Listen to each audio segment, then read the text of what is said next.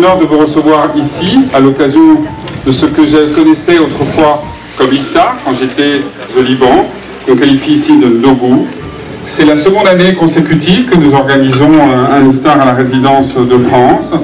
Nous le faisons avec une personnalité de marque, un musicien de grand talent, notre ami Ismaël Lo. Vous pouvez saluer.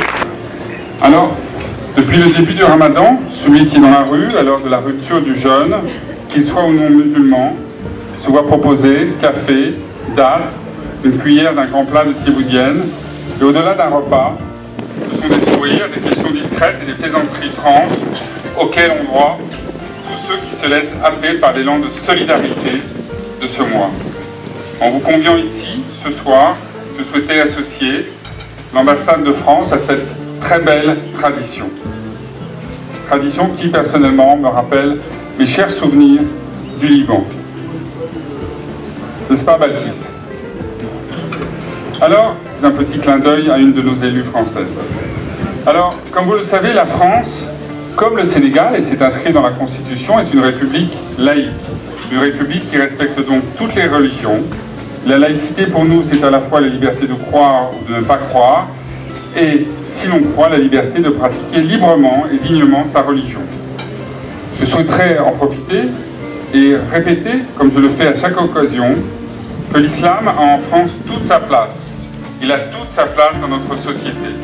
C'est la seconde religion de France et c'est une réalité humaine, sociale, économique, intellectuelle évidente. Permettez-moi de souligner une deuxième évidence. L'islam est une religion de paix et de cohabitation pacifique et le Sénégal est la parfaite illustration de cette dimension. Nous le savons, dans ce pays attaché à sa tradition de tolérance religieuse et de convivialité entre les différentes confessions. Cette tolérance est fondée sur la coexistence des religions au sein des mêmes communautés et sur une tradition confrérique et son ouverture au soufisme. Ces valeurs d'ouverture et de tolérance nous sont très précieuses à une époque où l'obscurantisme fait naître ici et là, pas très loin de nos frontières, comme en Europe et ailleurs, l'extrémisme, le radicalisme. Cette année, ça ne nous aura pas échappé, le Ramadan, mois saint par excellence pour les musulmans, a coïncidé avec la Pentecôte, cette très belle fête chrétienne qui conclut le temps pascal. Le week-end dernier, des milliers de fidèles se sont réunis pour célébrer la Pentecôte à Popenguine.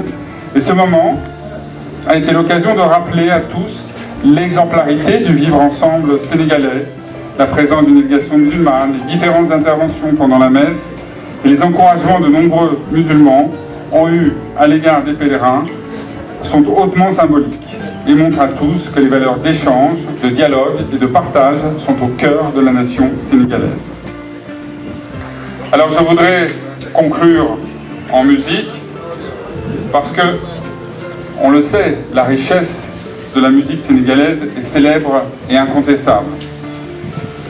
Et je voudrais me tourner vers notre ami Ismaël Lo, qui, je le disais l'année dernière, lors d'un Ndougou ici même, je le disais au roi du Yella, au grand Baba Mal. Qu'est-ce que je disais à Baba Mal? Je lui disais, vous faites partie, avec Youssou N'Dour et Ismaël Lo, de ce trio qui porte la culture musicale du pays vers les sommets. Alors je ne peux que répéter ce que je disais l'année dernière. Vous êtes tout jeune, né en 56,